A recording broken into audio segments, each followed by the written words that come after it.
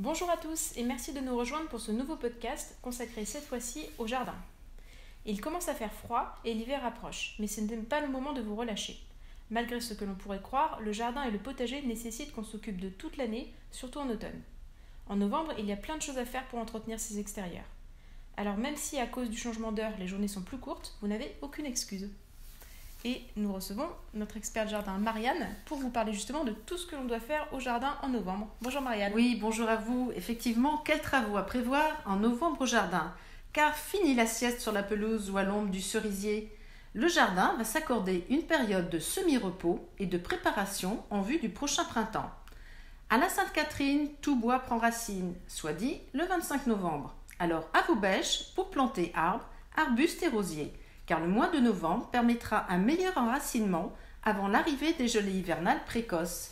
Mélangez bien la terre retirée avec du terreau organique et du fumier ou des algues, et surtout arrosez largement les racines et le trou de plantation. Poursuivez surtout la première année cette hydratation.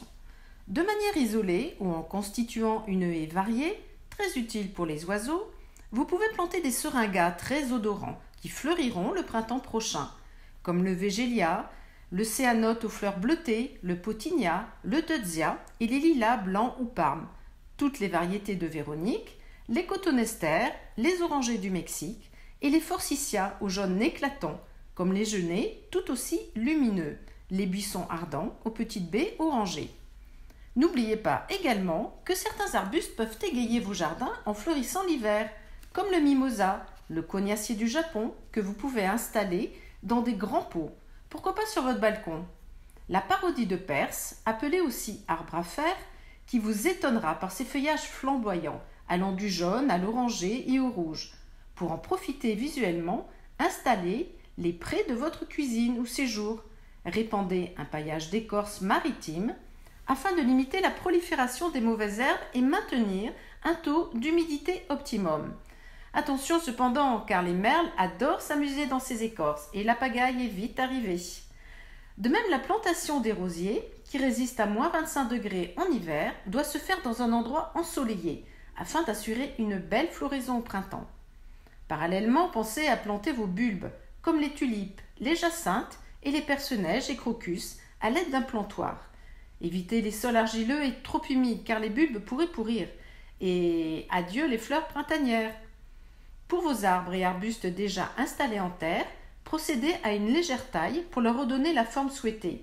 Quant aux fruitiers, n'oubliez pas de ramasser tous les fruits tombés qui peuvent occasionner l'apparition de maladies dites cryptogamiques ou fongiques dues à l'attaque de champignons parasitaires. Coupez tiges et fleurs fanées et pour la pelouse, procédez à votre dernière tonte plus haute. Au potager, arrachez vos derniers plants de tomates et pensez à planter ail et échalotes. Voici enfin votre jardin prêt à faire face à l'hiver et un peu de repos mérité aux jardinières et jardiniers. Eh bien, merci beaucoup Marianne pour tous ces conseils de quoi Oui. vous occuper au jardin pendant l'automne. Il y a de quoi faire. Il y a de quoi faire. Notre podcast touche à sa fin. On se retrouve très vite pour parler déco, travaux et jardin.